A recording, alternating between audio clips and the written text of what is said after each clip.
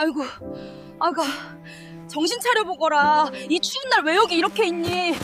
이리 와, 아줌마랑 같이 집으로 가자. 안녕하세요, 구독자 여러분. 제 나이 벌써 72이 되었습니다. 지나온 세월을 가만히 돌아보면 참으로 기가 막히고 눈물겨운 순간들이 어쩌면 그리도 많았는지 모르겠습니다. 남들은 평생 한 번 겪기도 힘든 모진 풍파를 저는 온몸으로 맞으며 살아왔지요. 38이라는 청춘의 한가운데서 제 인생의 버팀목이었던 남편을 갑작스러운 화물차 사고로 먼저 하늘로 보내고 난 뒤인 저는 홀로 이 험하고 거친 세상에 덩그러니 남겨졌습니다. 슬퍼하고 통곡할 시간조차 사치였습니다. 당장 제 품 안에는 세상 물정 모르는 8살짜리 어린 딸아이가 배고프다고 울어댔고 눈도 제대로 감지 못하고 떠난 남편이 남겨놓은 수천만 원의 빚더미가 제 가녀린 어깨를 무겁게 짓눌렀으니까요. 먹고 살기 위해 그리고 내 자식 하나 굶기지 않기 위해 저는 정말 안 해본 일이 없었습니다. 새벽 3시면 어김없이 일어나 얼음장 같은 바람이 부는 시장통에서 무거운 생선 박스를 나르고 낮에는 허리 한번 제대로 펴지 못한 채 식당 구석에서 하루 종일 설거지를 하며 손끝이 다 갈라지고 진물이 나도록 일만 했습니다. 밤이 되면 파출부일까지 뛰며 그야말로 하루를 사흘처럼 살았지요. 그렇게 하루하루 억척스럽게 버텨내던 어느 눈물겨운 겨울날이었습니다. 1996년 12월 유난히도 매서운 한파가 몰아치며 온 세상이 꽁꽁 얼어붙었던 밤이었지요. 그날도 온몸이 부서질 듯한 피로를 이끌고 파장한 시장 골목의 어두운 길을 지나 집으로 향하고 있었습니다. 찬바람에 옷깃을 여미며 발걸음을 재촉하는데 문득 저 멀리 골목길 구석 더러운 쓰레기 더미 옆에 낡은 사과 상자 하나가 이상하게 웅크리고 있는 게 보였습니다. 그냥 지나치려 했습니다. 내 한몸 건사하기도 힘든 처지에 주위를 둘러볼 여유 따위는 없었으니까요. 하지만 자꾸만 발걸음이 떨어지지 않고 가슴 한구석이 찌르듯 아파와 나도 모르게 이끌리듯 그 상자 앞으로 다가가 보았습니다. 그리고 그 안을 들여다본 순간 저는 제 눈을 의심할 수밖에 없었습니다. 뼛속까지 시린 그 엄동설 안에 얇고 때 묻은 여름 잠바 하나만을 겨우 걸친 채 온몸을 사시나무 떨듯 덜덜 떨고 있는 12살 남짓한 사내 아이가 그곳에 숨어 있었던 것입니다. 그 가여운 아이가 바로 제 남은 인생을 통째로 바꿔놓을 줄은 그때는 정말 꿈에도 몰랐습니다. 아이의 눈빛은 세상에 대한 두려움과 겁으로 가득 차 있었지만 이상하게도 그 맑고 깊은 눈망울은 어둠 속에서도 반짝이고 있었습니다. 무정하고 비정한 부모에게 버림받고 며칠을 굶었는지 아이의 입술은 이미 새파랗게 질려 있었고 가녀린 숨을 겨우겨우 몰아쉬며 죽어가는 길고양이처럼 웅크리고 있더군요. 저는 순간 아무런 계산도 망설임도 없이 그 아이의 차디찬 손을 덜컥 잡아챘습니다. 내 처지 역시 당장 내일 먹을 쌀을 걱정해야 하는 비참한 처지였지만 이 핏기 없는 아이를 이 눈바람 속에 그대로 두고 가면 인간으로서 평생 죄책감에 짓눌려 살 것만 같았기 때문입니다. 아가, 정신 차려보거라. 이리 와, 아줌마랑 같이 집으로 가자. 아이는 힘없는 눈으로 저를 올려다보더니 이내 제 품으로 스르륵 쓰러졌습니다. 저는 아이를 등에 업고 미끄러운 빙판길을 달리고 또 달렸습니다. 허름하고 비좁은 단칸방 집으로 데려와 불도 제대로 들어오지 않는 방 아랫목에 아이를 눕히고 서둘러 따뜻한 보리차를 끓여 한 모금씩 흘려 넣었습니다. 며칠 동안 묵은 때와 먼지로 뒤덮인 아이의 얼굴과 몸을 수건으로 정성스럽게 닦아주며 저는 가슴 저린 눈물을 흘렸습니다. 한참 뒤에 겨우 의식을 차린 아이에게 이름이 무엇이냐, 부모님은 어디 계시냐고 조심스럽게 물었습니다. 아이는 한참을 머뭇거리더니 성도 없이 그저 자신의 이름은 태성이라고만 하며 고개를 숙인 채 눈물만 뚝뚝 흘리더군요. 갈 곳이 전혀 없다는 아이의 말에 저는 결심했습니다. 태성아, 갈 곳이 없으면 그냥 우리 집에서 나랑 같이 살자. 내가 내 엄마가 되어줄게. 제 철없는 딸아이는 갑자기 나타난 오빠를 신기해하며 금세 반겼고, 그렇게 우리는 피 한 방울 섞이지 않은 채 기묘하고도 눈물겨운 새 식구의 살림을 시작하게 되었습니다. 내 자식 하나 키우기도 숨이 턱 끝까지 차오르는 비참한 살림의 입이 하나 더 늘었으니 주변의 시선은 당연히 차가웠습니다. 일가 친척은 물론이고 이웃들까지도 저를 향해 지 앞가림도 못하고 빚에 허덕이면서 남의 집 자식까지 거두냐며 미쳤다고 손가락질을 해댔고 대놓고 혀를 차며 무시하기 일쑤였습니다. 하지만 태성이는 제게 결코 짐이 아니었습니다. 오히려 하늘이 제게 보내주신 가장 큰 축복이자 빛나는 길성이었습니다. 어린 녀석이 어찌나 기특하고 철이 일찍 들었는지 제가 밤늦게 피투성이가 된 발로 일을 마치고 지쳐 돌아오면 고사리 같은 그 작은 손으로 제 부은 다리와 어깨를 정성껏 주물러주곤 했습니다. 엄마, 힘들지? 하고 묻는 아이의 말 한마디에 하루의 피로가 눈 녹듯 사라지곤 했지요.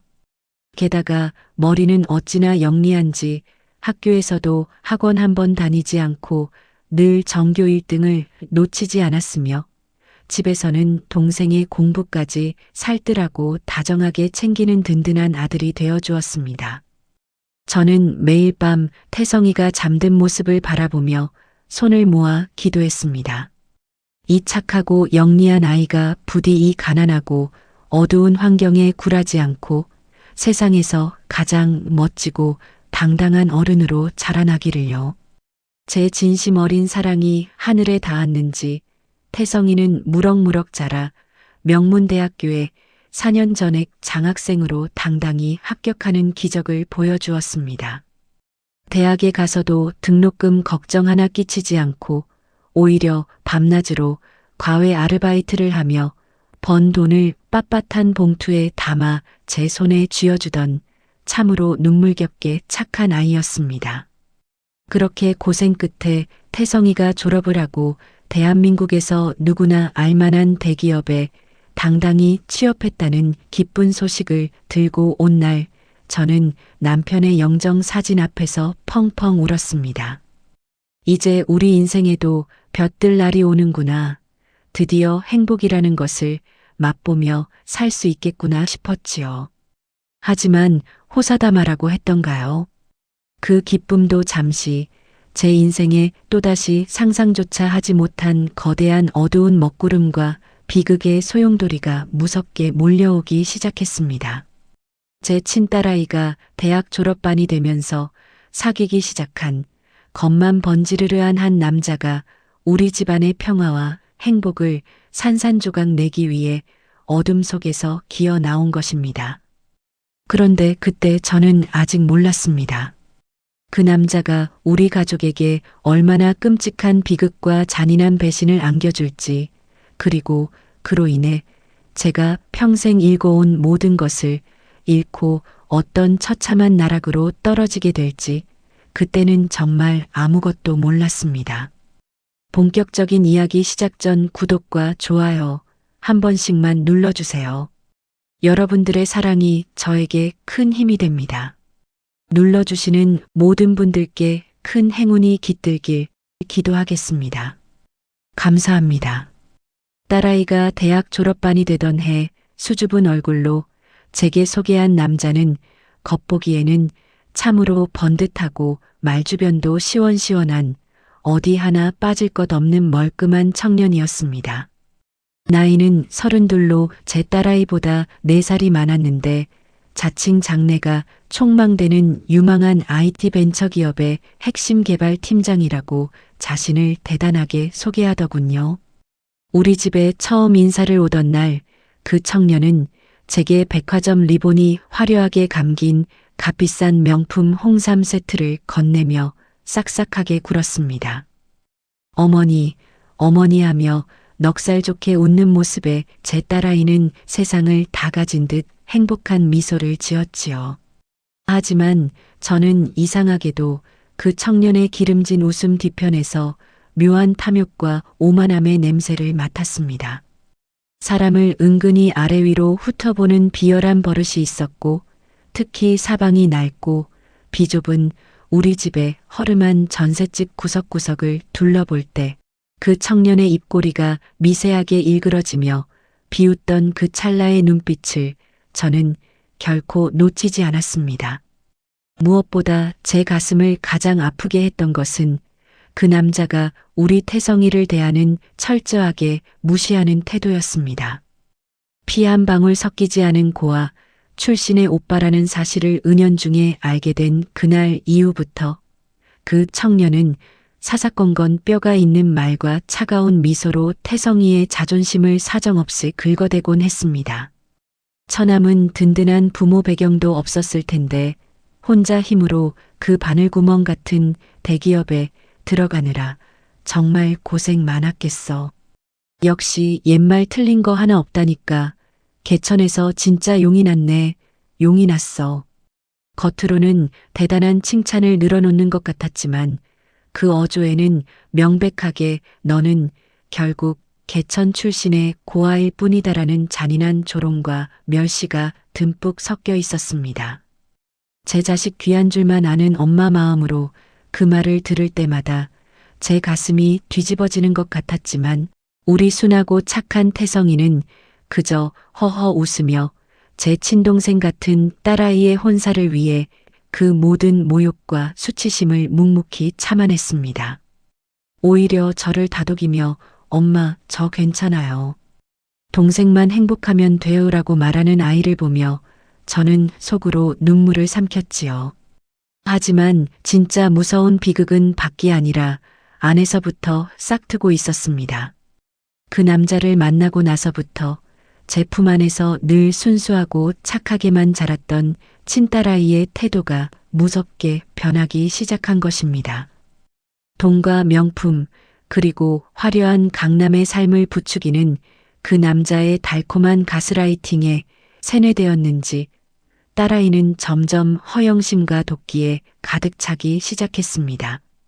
마침 그때는 제가 평생 동안 시장통에서 생선 비린내를 맡아가며 피땀 흘려 모은 돈과 우리 태성이가 대기업에 취업한 후 자신을 위해서는 옷 한 벌 사입지 않고 매달 제게 꼬박꼬박 보낸 생활비를 한 푼도 쓰지 않고 모은 돈을 합쳐 드디어 작은 아파트 한 채를 겨우 마련했을 때였습니다. 서울 변두리에 아주 오래되고 낡은 24평짜리 작은 아파트였지만 평생을 차가운 지하 셋방살이로 전전하며 서러움에 울던 저에게는 눈물겨운 내 집 마련의 꿈이 평생 만에 이루어진 기적 같은 순간이었지요. 그 아파트는 저 혼자만의 힘으로 이룬 것이 아니었습니다. 집값의 절반 이상은 우리 태성이가 청춘을 바쳐 피땀으로 보탠 돈이었기에 저는 당연히 아파트 명의를 평생 고생한 저와 태성이의 공동 명의로 해두려 절차를 밟고 있었습니다. 그런데 이 사실을 눈치챈 딸아이와 그 예비사위라는 사악한 놈의 태도가 순식간에 돌변했습니다.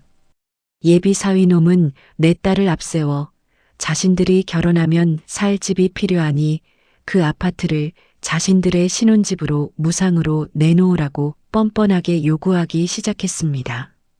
심지어 아파트 명의를 제 친딸의 단독 명의로 당장 바꿔주지 않으면 결혼식장에 절대 들어가지 않겠다며 제 딸을 조종의 배짱을 부렸지요.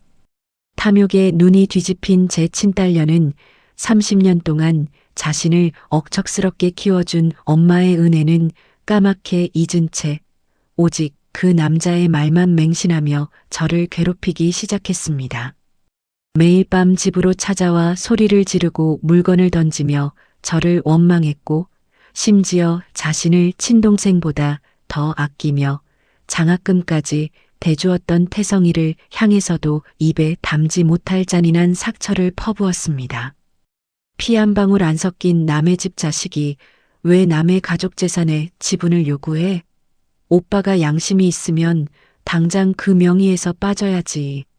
오빠 때문에 내 결혼 생활 망치면 책임질 거야? 그 패륜적인 폭언을 듣는 순간 태성이는 핏기가 싹 가신 얼굴로 멍하니 서 있다가 조용히 자기 방으로 들어가 문을 닫고 밤새 숨죽여 눈물을 훔칠 뿐이었습니다. 저는 제 핏줄인 딸아이가 저지르는 그 철없고 잔인한 행동에 가슴이 난도질 당하는 것 같은 끔찍한 고통을 느꼈습니다. 그래도 내 뱃속으로 낳은 자식인데 어려서 가난하게 자란 탓에 저렇게 눈이 멀었나 싶어 어떻게든 타이르고 달래보려 밤마다 딸의 손을 잡고 울며 애원했습니다. 하지만 이미 탐욕의 노예가 된 인간들은 결코 스스로 멈추는 법이 없더군요. 그들은 더 대담하고 더 추악하며 한 사람의 인생을 완전히 매장해버릴 만한 악랄한 음모를 어둠 속에서 치밀하게 꾸미고 있었습니다. 그러던 어느 날 예비 사위놈이 묘한 미소를 지으며 우리 집 거실로 들어와 제 앞에 서류 봉투 하나를 툭 던졌습니다. 그것이 우리 가족을 덮칠 거대한 파멸의 서막이었습니다. 그런데 그때 저는 아직 몰랐습니다. 그들이 짜놓은 그 치밀하고 비열한 덫에 걸려 제가 평생 일궈온 모든 행복과 재산을 한순간에 빼앗기고 차가운 길거리로 비참하게 쫓겨나게 될 줄은 정말 꿈에도 생각지 못했습니다. 그 사악한 인간들이 쳐놓은 탐욕의 덫이 우리 세 식구의 숨통을 막 막아오려던 그 숨막히는 순간 제 머릿속을 스치고 지나간 것은 역겨운 현실이 아닌 눈물겹도록 아름다웠던 우리 태성이와의 옛 기억이었습니다. 잠시 모진 세월을 거슬러 올라가 태성이가 고등학교 2학년이 되던 해의 가슴 시린 이야기를 해보려 합니다. 2001년 그해 여름은 유난히도 가물고 숨이 턱턱 막힐 정도로 지독하게 더운 해였습니다. 저는 당장 아이들의 다음 학기 문제집 값과 밀린 전세금을 마련하기 위해 식당 일을 마친 후에도 밤새도록 남의 집 마늘을 까고 고추를 다듬는 부업을 밤낮 없이 이어갔지요. 결국 사달이 나고 말았습니다. 고된 과로와 영양실조가 겹쳐 정신을 잃고 식당 주방 구석에 그대로 쓰러진 것이었습니다.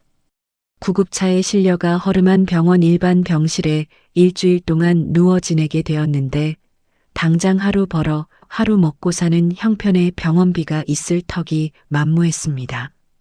퇴원 날짜는 다가오는데 돈은 없고 서러움에 눈물만 흘리며 알아누워 있던 그 넷째 날 오후였습니다. 학교에 있어야 할 당시 17살이던 고등학생 태성이가 거친 숨을 몰아쉬며 병실 문을 열고 들어왔습니다. 땀과 흙먼지로 뒤범벅이 된 아이의 몰골을 보고 놀라 일어서려는데 태성이가 제 침대 머리맡에 조용히 다가와 거칠고 퉁퉁 부어오른 두 손으로 제 손을 꼭 잡더군요. 아이의 손바닥을 뒤집어 본 순간 제 가슴은 날카로운 송곳으로 찔린 듯 무너져 내렸습니다. 17 어린 녀석의 손바닥 전체가 온통 시퍼런 멍과 굳은 살, 그리고 살점이 대여섯 군데나 찢어져 붉은 피가 배어 나오는 상처투성이었습니다. 알고 보니 그 무더운 여름 방학 동안 태성이는 학교 보충 수업이 끝나자마자 저 몰래 나이를 속여가며 먼지 가득한 공사장 막노동 판을 전전했던 것이었습니다. 무거운 시멘트 포대를 나르고 벽돌을 나르며 일당을 받아 제 밀린 병원비와 약값을 기어이 제 힘으로 마련해 온 것이었지요. 자식에게 짐이 되었다는 미안함과 가슴을 쥐어뜯는 아픔에 저는 그 어린아이의 상처투성이 손을 붙잡고 병실이 떠나가라 목 놓아 펑펑 울었습니다. 태성아, 이 미련한 놈아. 내가 왜 이런 험한 곳에 가. 못난 엄마 만나서 내가 왜 이 고생을 하냐고. 내가 미안하다, 내 새끼야. 정말 미안해. 제 통곡에 병실 안 사람들도 모두 눈시울을 붉히며 고개를 돌렸습니다. 하지만 그 어린 녀석은 울지 않았습니다. 오히려 제 거친 눈물을 자신의 옷소매로 꼼꼼하게 닦아주며 17 소년이라고는 믿기지 않을 정도로 아주 단호하고 깊은 목소리로 제 눈을 똑바로 바라보며 말하더군요. 엄마, 울지 마세요. 저를 그 차가운 시장바닥 쓰레기통 옆에서 거두어 주시고 따뜻하게 안아주신 그날부터 엄마는 제 목숨보다 소중한 진짜 어머니예요. 제가 반드시 성공할게요. 피눈물 흘려가며 공부해서 꼭 훌륭한 사람이 될 테니까 엄마 발에 흙 한 톨 안 묻히고 세상에서 가장 행복하고 부유한 사람으로 만들어 드릴게요. 그러니까 제발 아프지만 마세요. 조금만 더 기다려 주세요. 그날 저녁 몸을 추스르고 함께 집으로 돌아온 태성이가 부엌에서 부스럭거리더니 제게 서툰 솜씨로 보글보글 끓여내 온 된장찌개의 맛을 저는 30년이 지난 지금도 아주 생생하게 기억합니다. 멸치 몇 마리 툭툭 던져 넣고 감자 썰어 넣은 볼품없는 찌개였지만 그 안에는 저를 향한 아이의 절절한 효심과 맹세가 가득 담겨 있었기에 그 어떤 산의 진미보다 따뜻하고 눈물겨운 맛이었지요. 태성이는 그날 병실에서의 맹세를 단 한순간도 잊지 않고 살아온 아이였습니다. 대학교에 가서도 밤새 코피를 쏟아가며 장학금을 탔고 과외를 3개씩 뛰면서도 단 한 번도 힘들다는 내색 없이 제게 생활비를 보냈습니다. 취업 후 첫 월급을 받았을 때는 세상에서 가장 비싼 내복이라며 제게 붉은 내복과 함께 자신이 먹고 싶은 것, 입고 싶은 것을 모두 아껴 모은 빳빳한 현금 300만 원이 든 흰 봉투를 건넸던 참으로 눈물겨운 효자였습니다. 그렇게 서로의 피와 눈물을 섞어가며 억척스럽게 쌓아 올린 눈물겨운 세월이었기에 제게 태성이는 단순한 수양아들이 아니라 우리 집안을 일으켜 세울 진짜 기둥이자 하늘이 내린 축복이었습니다. 하지만 참으로 비정하게도 제 뱃속으로 낳은 친딸아이와 그 강교한 예비 사위놈에게 태성이라는 존재는 그저 자신들이 가로채야 할 눈앞의 재산을 가로막고 있는 눈엣가시 같은 고아 놈일 뿐이었던 모양입니다. 과거의 그 아름답고 가슴 벅차던 기억들이 무색하게도 현실의 탐욕은 너무나도 차갑고 잔인한 발톱을 드러내며 우리 세 식구의 행복을 사정없이 짓밟아버리기 시작했습니다. 그 사위놈은 결혼이라는 일륜지 대사를 빌미로 제 딸의 눈과 귀를 완전히 멀게 한 뒤 마침내 우리 가족의 목줄을 완전히 끊어놓을 잔인한 음모에 톱니바퀴를 굴리기 시작했습니다. 그런데 그때 저는 아직 몰랐습니다. 그놈이 저지른 짓이 단순히 아파트 한 채를 빼앗으려는 재산 탐욕을 넘어 우리 태성이의 사회적 생명과 인생 전체를 송두리째 매장해 버리려는 무서운 범죄의 덫이었다는 사실을 저는 정말 꿈에도 상상하지 못했습니다. 과거의 눈물겨운 기억들이 무색하게도 현실의 잔인한 톱니바퀴는 우리 가족의 목을 향해 사정없이 굴러오기 시작했습니다. 시간은 흘러 2018년 봄 딸아이와 사위놈의 결혼식이 코앞으로 다가왔을 때였습니다. 사위놈은 아파트 명의를 제 친딸의 이름으로 단독 변경해주지 않으면 절대 식장에 들어가지 않겠다며 밤낮으로 딸아이를 가스라이팅했고 결국 제 뱃속에서 나온 친딸녀는 인간으로서 해서는 안 될 천인공노할 짓을 저지르고 말았습니다. 제가 평소에 깊은 잠에 빠진 틈을 타 장롱 깊숙한 곳에 숨겨두었던 제 인감도장과 신분증, 그리고 평생의 피땀이 서린 아파트 집문서를 몰래 훔쳐내어 사위놈의 명의로 이전해버린 것입니다. 제가 이 기가 막힌 사실을 알아차렸을 때는 이미 법적인 모든 소유권 이전 절차가 교묘하고 완벽하게 끝난 뒤였습니다. 하지만 그 사악한 인간들의 탐욕은 겨우 아파트 한 채를 빼앗는 것에서 멈추지 않았습니다. 사위놈은 한술 더 떠서 우리 집의 기둥이자 대기업에서 촉망받던 인재인 태성이를 아예 사회적으로 매장해 버리기 위한 잔인한 음모를 꾸몄습니다.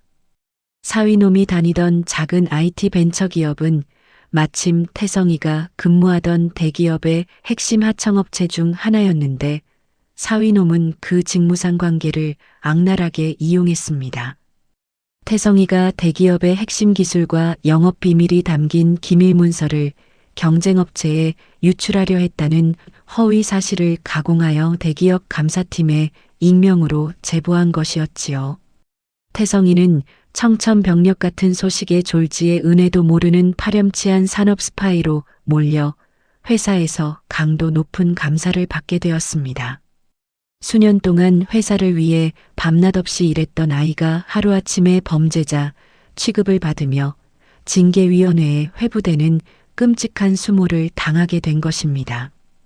태성이는 억울함을 호소하며 자신은 결코 그런 짓을 한 적이 없다고 눈물로 소명했지만 결정적인 순간에 그 사위놈에게 완전히 조종당하던 제 친딸년이 감사팀에 나타나 결정적인 거짓 증언을 던졌습니다. 오빠가 평소에 집에서 회사 마크가 찍힌 비밀 서류들을 들고 다녔어요. 밤마다 방에서 수상한 USB에 자료를 옮겨 담는 것도 제가 똑똑히 보았습니다.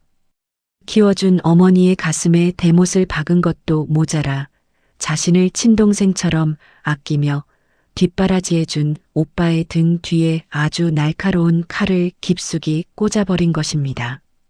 딸녀는 오직 그 사위놈과의 결혼, 그리고 자신들이 차지한 그 아파트를 지켜내야 한다는 광기에 눈이 완전히 멀어 있었습니다. 피 한 방울 섞이지 않은 고아놈 하나만 제거하면 모든 재산과 행복이 온전히 자신들의 것이 될 거라는 사위놈의 감언이설에 영혼을 팔아넘긴 것이었지요. 결국 우리 착한 태성이는 그 비열한 모함과 거짓 증언을 이겨내지 못하고 평생의 꿈이었던 회사에서 권고사직이라는 비참한 처분으로 쫓겨나고 말았습니다. 저는 제 친딸이 저지른 그 악독한 패륜 행위와 사위놈의 뱀 같은 강교함에 치가 떨려 온몸의 피가 거꾸로 솟고 사지가 부들부들 떨렸습니다.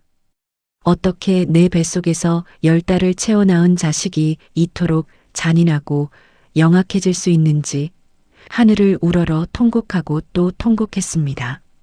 집안은 매일같이 핏대 섞인 고성과 피눈물로 가득 찬 지옥이나 다름없었습니다. 명의를 가로채고 태성이까지 실직자로 만든 사위놈은 이제 대놓고 우리 집을 안방 주인처럼 드나들며 기세등등하게 아나무인으로 행동하기 시작했습니다. 심지어 대기업에서 쫓겨나 절망감에 방에 웅크리고 있던 태성이의 방문을 발로 걷어차고 들어가 사정없이 멱살을 잡아채며 소리를 질렀습니다. 야, 이 범죄자 고아 새끼야. 어디서 남의 신혼집에 뻔뻔하게 붙어 살려고 그래. 당장 내 더러운 짐짝 싸들고 이 집에서 꺼져. 사위놈은 태성이를 문 밖으로 사정없이 밀쳐냈고 태성이가 바닥에 넘어지며 손끝이 찢어져 붉은 피가 배어 나왔습니다. 저는 그 모습을 보며 사위놈의 뺨을 후려치려 했지만 늙고 힘없는 나이든 어머니는 그 젊고 덩치 큰 사위놈의 힘에 밀려 거실 바닥에 팽개쳐질 뿐이었습니다.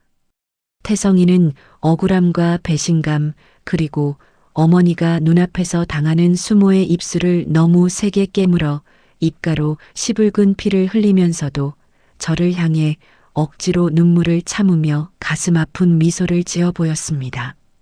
그리고 제 손을 꼭 잡으며 강인하게 말하더군요. 엄마, 죄송해요. 제가 아직 힘이 없어서 이 악당들에게서 엄마를 지켜드리지 못했어요. 하지만 저 절대 낙심하지 않아요. 엄마, 저를 믿으시죠? 잠시만, 아주 잠시만 떠나 있을게요. 반드시 성공해서 엄마 데리러 올 테니까 제발 건강하게만 계세요.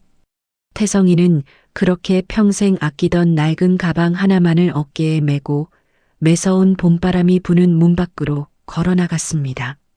멀어져가는 그 아이의 가녀린 뒷모습을 바라보며 저는 거실 바닥을 손톱이 뒤집어지도록 긁으며 통곡했습니다. 가슴이 난도질당해 숨이 쉬어지지 않았지요.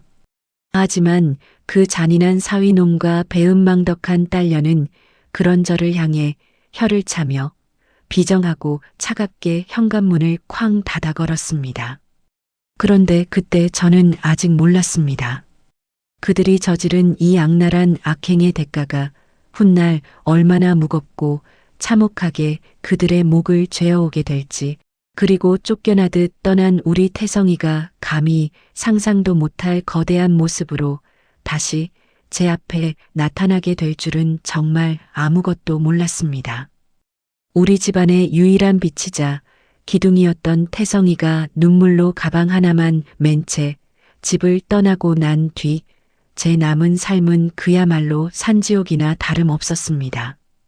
핏줄이라는 이름이 무색하게도 사위놈은 아파트 소유권이 완전히 자신에게로 넘어오고 눈에 가시 갔던 태성이까지 완벽하게 제거하자마자 그동안 감추고 있던 사악하고 탐욕스러운 본색을 180도 완전히 드러냈습니다.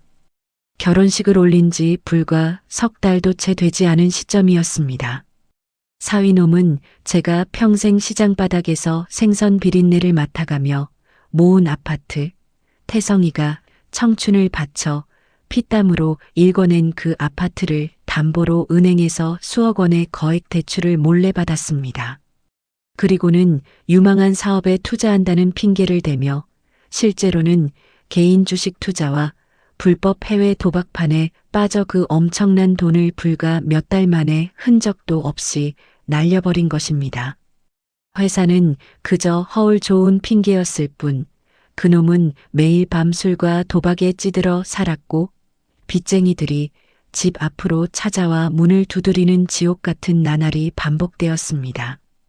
제 친딸녀는 그제야 자신이 악마 같은 인간에게 철저하게 속았다는 것을 깨닫고 밤마다 제 방으로 찾아와 무릎을 꿇고 통곡하며 울었습니다.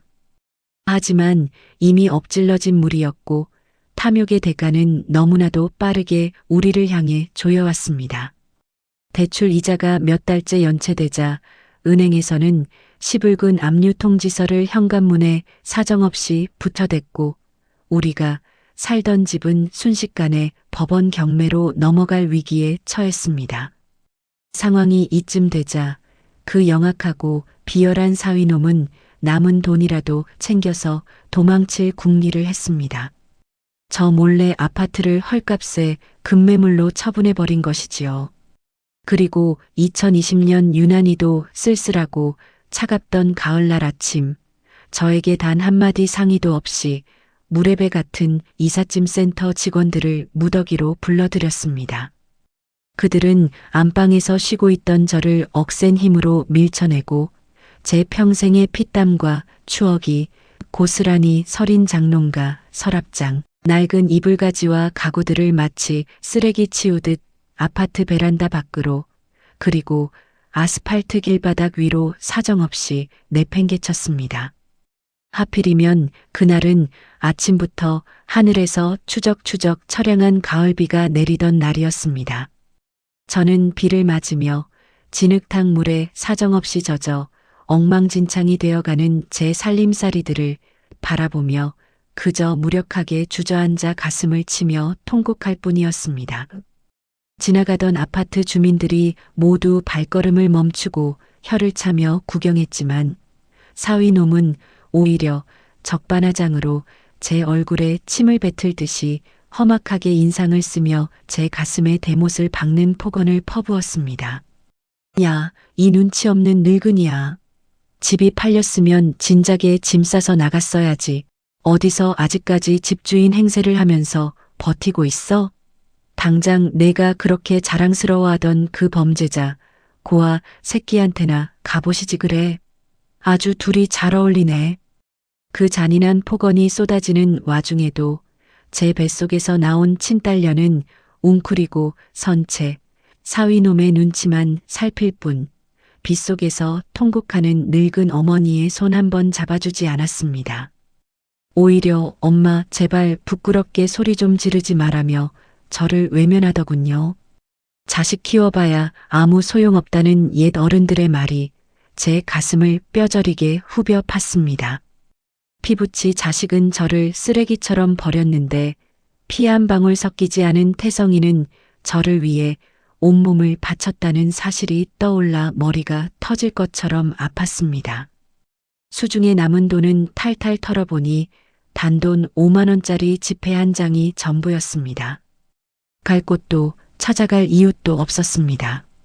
우리 태성이에게 당장 연락하고 싶었지만 자식의 앞길을 가로막고 억울한 누명까지 씌우게 만든 못난 엄마라는 죄책감과 부끄러움 때문에 차마 전화번호를 누를 용기가 나지 않았습니다. 그렇게 저는 비 내리는 아스팔트 바닥에서 홀로 주저앉아 넋을 잃고 울었습니다. 그날 이후 제 삶은 급격하게 무너져 내렸습니다. 저는 서울 변두리의 아주 어둡고 으슥한 골목 끝자락에 위치한 보증금도 없이 월세 30만 원짜리 곰팡이가 벽면 가득 피어오르는 비좁은 지하 단칸방에 겨우 둥지를 틀었습니다. 그 차갑고 눅눅한 방에서 하루하루 겨우 목숨만 부지하는 비참한 신세가 되었지요. 67의 늙은 몸으로 허리가 끊어질 듯한 통증을 참아가며 새벽마다 거리로 나가 무거운 파지와 공병을 줍고 낮에는 시장통 식당 뒷골목에서 설거지를 도우며 하루의 유통기한이 지난 라면 한 끼로 연명하는 끔찍한 삶이 무려 5년 동안이나 소리 없이 이어졌습니다. 제 인생의 찬란했던 불꽃은 그렇게 차가운 지하방 구석에서 서서히 꺼져가는 줄만 알았습니다. 다시는 햇빛을 보지 못할 거라고 생각했지요. 그런데 그때 저는 아직 몰랐습니다. 제 비참한 인생의 가장 어두운 터널 끝에서 제가 상상조차 하지 못했던 경이롭고 찬란한 기적이 저 멀리서 아주 거대하고 웅장한 걸음걸이로 저를 향해 당당하게 걸어오고 있다는 사실을 그때는 정말 꿈에도 알지 못했습니다. 차갑고 축축한 지하 단칸방에서 무려 5년이라는 세월을 죽은 듯이 버텨내던 어느 날이었습니다. 시간은 흘러 2026년 5월, 바로 얼마 전의 일이지요. 그날은 유난히도 하늘이 시리도록 푸르고 햇살이 눈부시게 내리쬐던 오후였습니다. 제 나이 벌써 72, 온몸의 관절은 다 닳아 없어지고 허리는 활처럼 굽어 한 걸음을 떼는 것조차 기적 같은 몸 상태였지요. 저는 여느 날과 다름없이 낡고 바퀴가 덜덜거리는 유모차 하나에 길거리에서 주운 무거운 박스와 파지를 가득 싣고 서울 변두리에 가파르고 숨이 턱 막히는 고갯길 언덕을 위태롭게 오르고 있었습니다.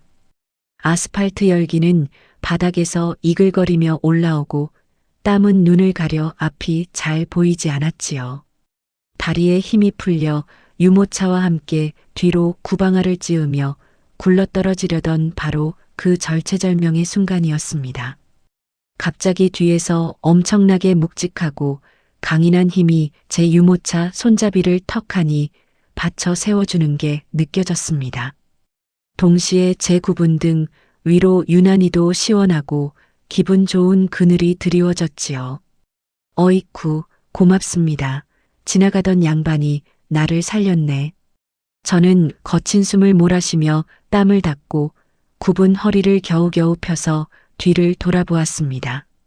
그리고 그 순간 제 심장은 그대로 멎어버리는 것 같았고 온몸의 피가 그대로 굳어버리는 충격을 받았습니다. 제 앞에는 평생 구경도 못 해본 번쩍이는 최고급 검정색 세단 차량 석 대가 좁은 골목길가를 가득 메우고 길게 줄지어 서 있었고, 귀를 이어폰으로 막은 건장한 체격의 검은 정장 경호원 수십 명이 좌우로 칼같이 도열해 있었습니다. 하지만 제 눈에는 그런 화려한 풍경 따위는 들어오지 않았습니다. 제 더러운 파지 유모차 손잡이를 꼭 붙잡은 채 먼지 구멍이 숭숭 뚫린 제 얼굴을 눈물 가득한 눈으로 바라보고 있는 한 남자가 서 있었기 때문입니다.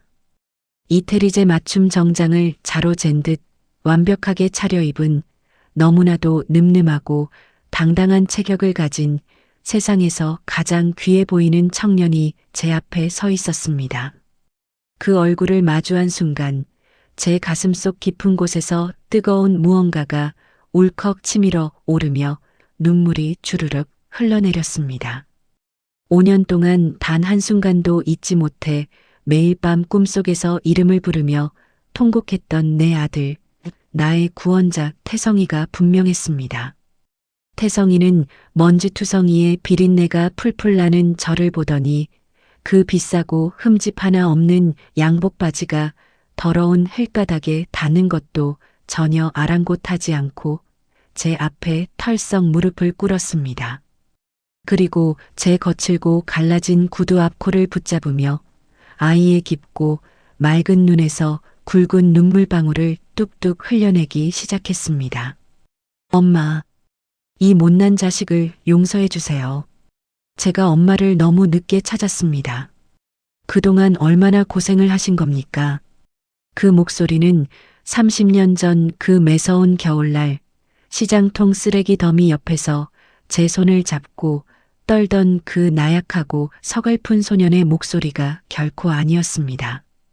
세상을 다 가질 만큼 깊고 묵직하며 그 어떤 풍파도 다 부셔버릴 수 있을 정도로 강인하고 위험 있는 남자의 목소리였습니다. 골목길을 지나던 동네 주민들과 행인들이 모두 가던 길을 멈추고 이 영화보다 더 영화 같은 기적 같은 광경을 숨을 죽인 채 경악스러운 눈빛으로 바라보았습니다. 알고 보니 우리 착하고 영리한 태성이는 5년 전 그 사악한 사위놈과 배은망덕한 딸년의 모함으로 회사에서 억울하게 쫓겨난 뒤인 결코 좌절하지 않았던 것입니다. 아이는 자신의 천재적인 IT 기술력과 독보적인 프로그램 기획력을 바탕으로 밤낮 없이 연구에 매두했고 그 가치를 알아본 해외 유수의 대형 투자사로부터 수백억 원의 막대한 자금을 유치받아 맨 땅에 헤딩하듯 스타트업을 창업했던 것이었습니다. 그리고 그 기업이 불과 34년 만에 전 세계를 무대로 하는 독점적 플랫폼 기업으로 기적처럼 성장하면서 수십 개의 계열사를 거느린 대기업의 반열에 올랐고 우리 태성이는 당당히 그 거대 그룹의 최고 의장이자 회장 자리에 우뚝 서게 된 것이었습니다. 성공하자마자 가장 먼저 저를 찾기 위해 사람을 풀고 백방으로 노력했으나 교활한 사위놈이 재주민 등록을 다른 유령 주소지로 강제 이전해 두고 제 행방을 철저히 은폐하는 바람에 수년 동안 탐문 수색을 거듭한 끝에 오늘 사설 탐정과 경호원들을 대동하고 마침내 저를 찾아내어 제 거친 손을 꼭 잡고 오열하는 것이었습니다. 태성이는 자신의 명품 손수건을 꺼내 제 오물 묻은 손과 얼굴을 정성스럽게 닦아주며 저를 향해 세상에서 가장 따뜻하고 든든한 미소를 지어 보였습니다. 그런데 그때 저는 아직 몰랐습니다. 태성이가 마침내 저를 찾아내어 품에 안은 것과 동시에 지난 5년 동안 우리 모자를 철저하게 나락으로 떨어뜨리고 비웃었던 그 악마 같은 자들을 향한 아주 철저하고 피 비린내 나는 완벽한 복수국의 서막이 이미 완벽하게 장전되어 있었다는 사실을 그때는 정말 알지 못했습니다. 태성이는 흙바닥에 무릎을 꿇은 채 제 거친 두 손을 꼭 잡고 한참을 오열하더니 이내 결연한 표정으로 자리에서 일어났습니다. 그리고는 제 지저분한 파지 유모차는 경호원들에게 맡겨두고 저를 조심스럽게 부축하여 그 번쩍이는 최고급 검정색 세단의 가장 넓고 아늑한 뒷좌석으로 안내해 주었지요. 평생 타보지도 못한 가죽 시트의 감촉은 너무나도 폭신했고 차 안에서는 은은하고 고급스러운 향기가 감돌았습니다. 얼떨떨한 표정으로 차창 밖을 바라보는 제 손을 태성이는 서울 중심가로 향하는 내내 단 한순간도 놓지 않고 꼭 쥐고 있었습니다. 차가 멈춰선 곳은 도심 한복판에 웅장하게 솟아있는 거대한 주상복합 건물이자 태성이가 이끄는 글로벌 그룹의 거대한 본사 사옥이었습니다. 전용 엘리베이터를 타고 최고층에 위치한 회장실로 들어서자 사방이 통유리로 되어 있어 푸른 한강과 서울 시내가 발아래로 한눈에 시원하게 내려다 보였습니다. 태성이가 소파에 저를 편안하게 앉힌 뒤 곁에 서 있던 비서실장에게 나직하게 고개를 끄덕였습니다. 잠시 후 무거운 회장실의 방음문이 천천히 열리며 덩치 큰 경호원 2명에게 양팔을 붙잡힌 채 비틀거리며 걸어 들어오는 2명의 남녀가 있었습니다. 그들의 몰골을 마주한 순간 저는 제 눈을 의심하며 소스라치게 놀랄 수밖에 없었지요. 바로 5년 전 제 평생의 피땀이 서린 아파트를 빼앗고 저를 빗속의 길거리로 사정없이 내팽개쳤던 제 친딸년과 그 사악한 사위놈이었습니다. 하지만 5년 전에 그 기세등등하고 오만방자하던 모습은 눈을 씻고 찾아봐도 없었습니다. 옷은 어디 시장통에서 주워 입었는지 때가 꼬재재하게 묻어 있었고 얼굴은 빚쟁이들에게 얼마나 시달렸는지 까맣게 찌들어 엉망진창이 된 비참한 몰골이었습니다. 그들은 자신들을 이 거대한 대기업 회장실로 갑자기 불러낸 사람이 누구인지 전혀 모르는 채 잔뜩 겁에 질려 웅크리고 들어왔다가 상석에 의연하게 앉아있는 태성이와 소파에 앉은 저를 발견하고는 순간 귀신이라도 본 듯 자지러지게 놀라며 비명을 질렀습니다. 사위놈은 온몸을 부들부들 떨다가 다리의 힘이 완전히 풀려버렸는지 그 자리에 털썩 주저앉아 버렸고 딸려는 믿을 수 없다는 듯 2눈을 커다랗게 뜬 채 입만 벌리고 비명조차 지르지 못하더군요. 태성이는 다리를 꼬고 앉아 아주 차갑고 고요한 한겨울 얼음장 같은 눈빛으로 그들을 묵묵히 내려다보았습니다. 회장실 안에는 숨소리조차 내기 힘들 정도의 무거운 침묵과 가공할 위압감이 감돌았지요. 태성이는 이윽고 책상 위에 놓여있던 두꺼운 가죽서 서류 뭉치 하나를 그들의 발밑에 툭 던졌습니다. 당신들이 5년 전에 저지른 산업 스파이 조작 사건, 그리고 어머니의 도장과 신분증을 위조해 감행한 부동산 사기 및 강제 추방 행위에 대한 모든 증거 자료입니다. 대형 법무법인을 통해 검찰 고발장 접수까지 끝냈고 공소시효는 아주 넉넉하게 남아있더군요. 태성이의 그 낮고 위험 있는 목소리가 넓은 회장실 안에 울려 퍼지자 사위놈은 그제야 자신들이 절대 빠져나갈 수 없는 거대한 덫에 걸렸다는 사태 파악을 하고는 바닥에 머리를 사정없이 찧어대며 살려달라고 처절하게 애걸복걸하기 시작했습니다. 처남, 아니 회장님, 제가 정말 죽을 죄를 지었습니다. 그땐 제가 악마에게 씌웠었나 봅니다. 제발 한 번만 자비를 베풀어 주십시오. 사실 저 옆에 있는 처남 친동생이 다 시켜서 어쩔 수 없이 그랬던 겁니다.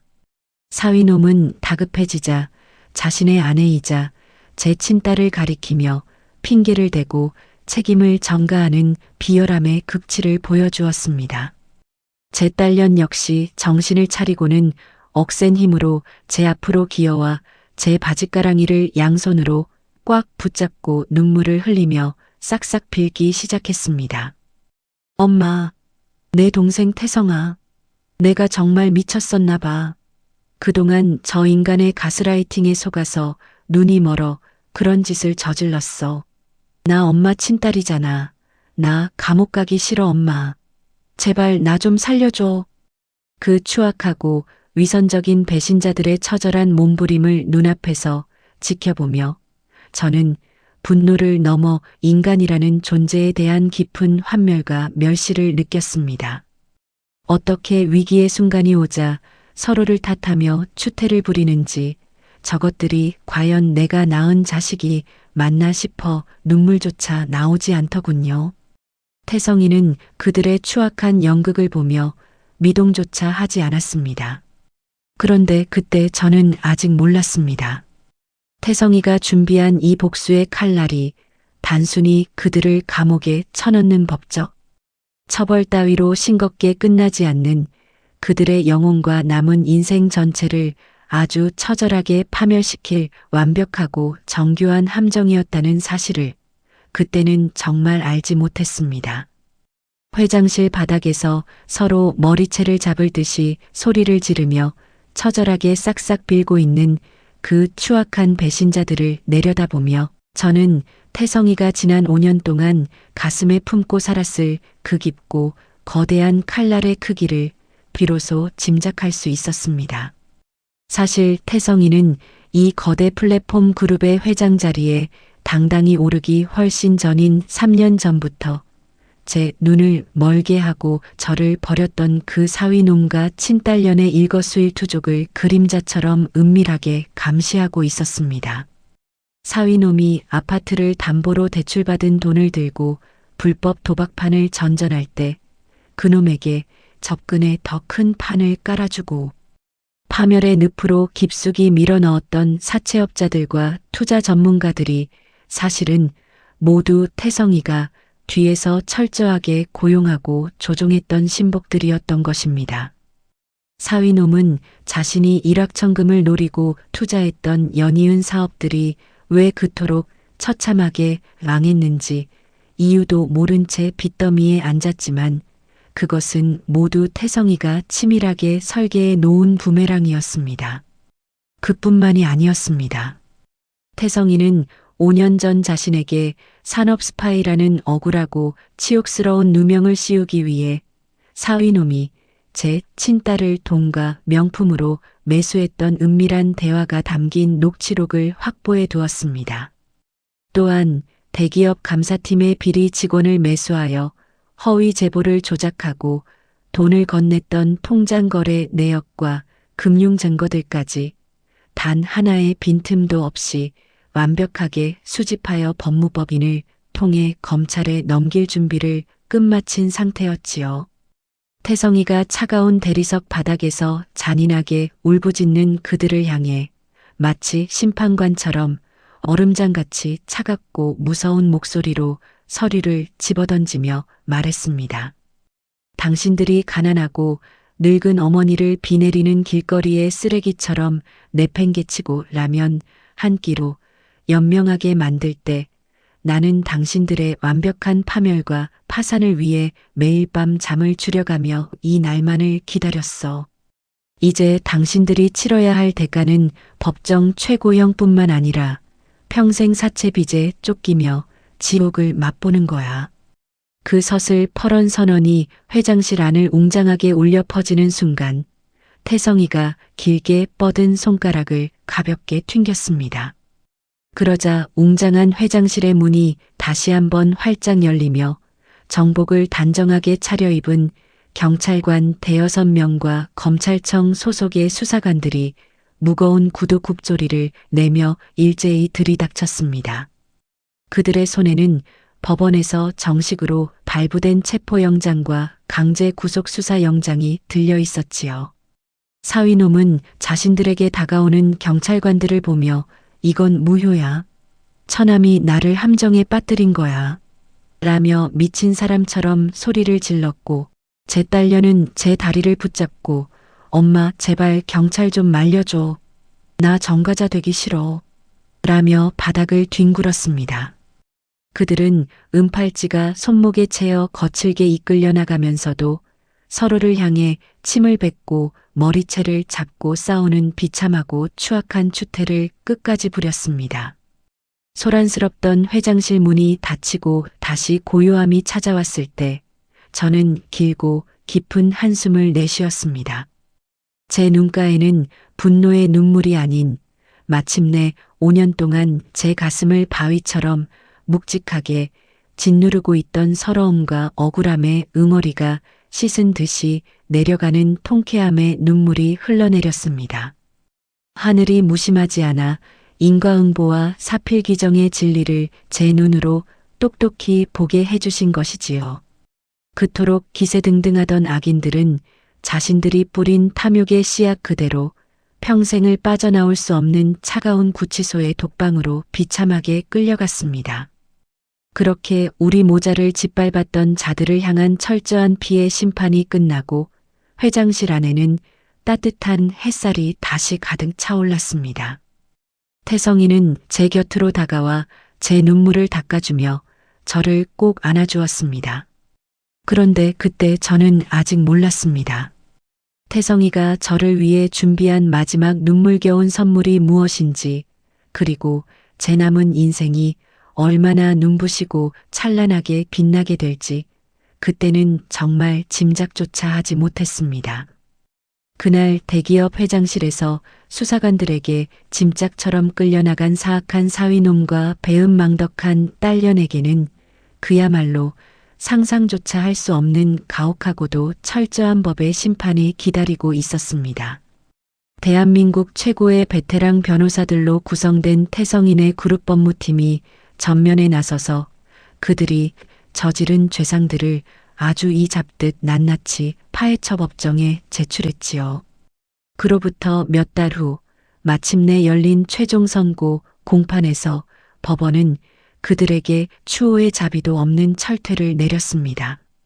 사위놈은 타인의 대기업 산업기술 유출을 조작한 무고 및 업무방해죄, 장모의 신분증과 도장을 위조해 아파트를 가로챈 사기죄, 그리고 상습 도박과 사채를 동원한 불법 금융거래 등의 혐의가 모두 유죄로 인정되어 징역 8년이라는 중형을 선고받고 그 자리에서 법정 구속되었습니다. 거기에 더해 태성이가 청구한 막대한 징벌적 손해배상 청구 소송이 그대로 인용되면서 사위놈은 평생을 감옥에서 썩으며 일용직으로 일해도 감당할 수 없는 무려 30억 원이라는 어마어마한 빚더미를 아는 채 파산 선고를 받게 되었습니다. 교도소 독방에서 매일 밤 사채업자들의 독촉장과 법원의 압류 통지서를 받아들며 피눈물을 흘리는 비참한 처지가 된 것이지요.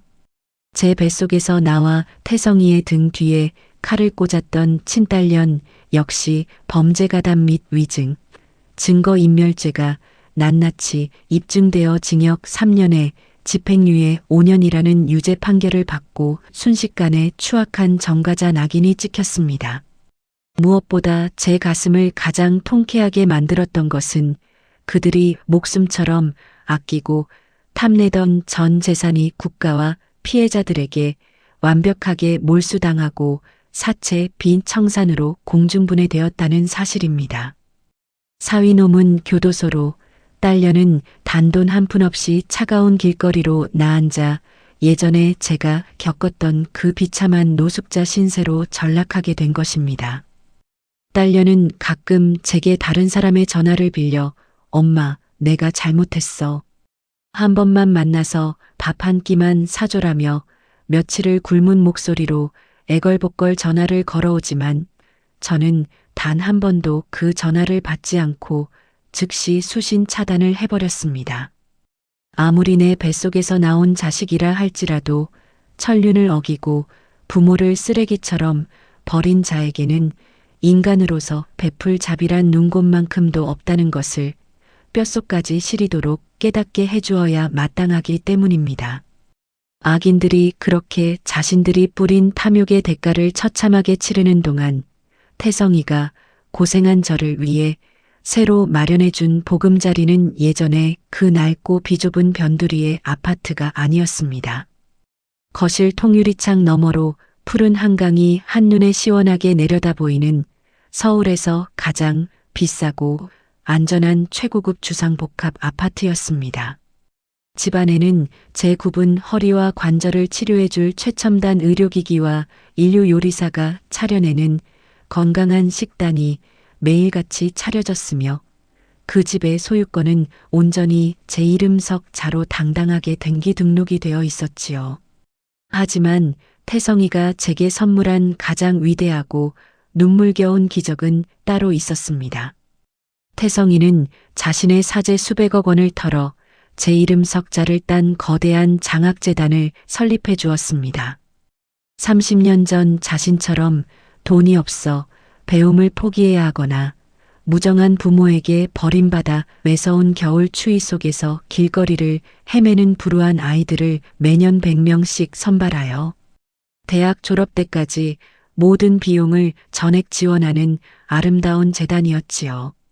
장학재단 출범식 날 수많은 언론사의 취재진과 카메라 플래시가 사방에서 터지는 웅장한 강당 단상 위에서 태성이는 마이크를 잡고 떨리는 목소리로 세상을 향해 당당하게 외쳤습니다. 제가 오늘 이 자리에 대기업의 회장으로 설 수 있었던 것은 30년 전 길거리에서 얼어 죽어가던 저를 따뜻하게 안아주시고 거두어 주신 제 유일한 어머니의 위대한 사랑 덕분입니다. 이제 저는 어머니의 그 숭고한 사랑을 이 재단을 통해 세상의 모든 소외된 아이들에게 온전히 돌려드리고자 합니다. 그 늠름한 모습을 강당 맨 앞자리에 앉아 바라보던 저는 가슴이 벅차올라 손수건이 축축하게 젖을 정도로 하염없이 뜨거운 눈물을 흘렸습니다. 지난 5년 동안 지하 단칸방에서 홀로 폐지를 주우며 겪었던 모든 서러움과 억울함, 그리고 70년 평생 동안 겪었던 삶의 고통들이 그 눈물 한 방울과 함께 씻은 듯이 모두 녹아내리는 기분이었습니다. 피 한 방울 섞이지 않았지만 세상 그 어떤 친자식보다 더 깊고 위대한 효도로 제 삶을 구원해준 나의 길성, 나의 자랑스러운 아들 태성이가 곁에 있었기에 저는 세상에서 가장 부유하고 행복한 어머니가 되었습니다. 이제 제 남은 인생에는 더 이상 눈물도, 추위도, 비정함도 남아있지 않습니다. 오직 안도와 평온함, 그리고 깊은 감사만이 가득할 뿐이지요. 그런데 그때 저는 아직 몰랐습니다. 태성이가 모든 복수극과 행사를 마치고 제게 조용히 건넨 낡은 수첩 속에 제가 평생 동안 감히 상상조차 하지 못했던 또 하나의 거대하고 가슴 시린 비밀이 숨겨져 있었다는 사실을 그때는 정말 알지 못했습니다. 모든 파란만장했던 사건과 피해 심판이 끝나고 마침내 제 삶에는 평생 타보지 못한 따뜻하고 평온한 일장이 찾아왔습니다. 한강이 한눈에 내려다 보이는 아늑한 거실에서 태성이가 사준 부드러운 실크 옷을 입고 따뜻한 차를 마시던 어느 날 저녁이었습니다. 밖에는 30년 전 그날처럼 밤바람이 세차게 불고 있었지요. 주말을 맞아 어김없이 제 집을 찾은 태성이가 품 안에서 조심스럽게 가죽끈으로 묶인 낡고 빛바랜 수첩 하나를 꺼내 제 손에 쥐어주었습니다. 그것은 30년 전 제가 시장통 쓰레기 더미 옆에서 그 아이를 처음 거두었던 그 겨울날부터 태성이가 하루도 빠짐없이 자신의 깊은 속마음을 적어온 비밀 일기장이었습니다. 가슴이 두근거려 서툴고 떨리는 손으로 빛바랜 첫 페이지를 천천히 넘겨보던 저는 이내 눈앞이 흐려지며 또다시 가슴이 먹먹해져 목이 메어왔습니다. 그곳에는 1996년 12월 15일 당시 12살이었던 소년 태성이의 삐뚤빼뚤하고 서툰 글씨로 이렇게 적혀 있었습니다. 1996년 12월 15일 오늘 천사를 만났다. 눈바람이 너무 추워서 이대로 쓰레기통 옆에서 죽는 줄 알았는데 나를 꺼내준 아주머니의 손은 세상에서 가장 따뜻했고 끓여주신 보리차는 꿀보다 달콤했다. 아무것도 없는 나를 보고 누나와 함께 살자며 울어주신 아주머니를 위해 나는 오늘 밤 큰 결심을 했다. 내 성은 이제부터 이 아주머니를 따라 이시다. 나는 평생 이 아주머니의 아들로 살다가 아들로 죽을 것이다. 내 목숨을 바쳐서라도 나중에 커서 이 은혜를 반드시 갚고 이분을 지킬 것이다. 종이가 장을 넘길 때마다 가슴 저린 문장들이 제 눈시울을 뜨겁게 적셨습니다. 17살에 공사장 막노동판에서 손이 찢어지며 제 병원비를 마련했던 날의 일기에는 엄마가 아픈 모습을 보니 가슴이 찢어진다.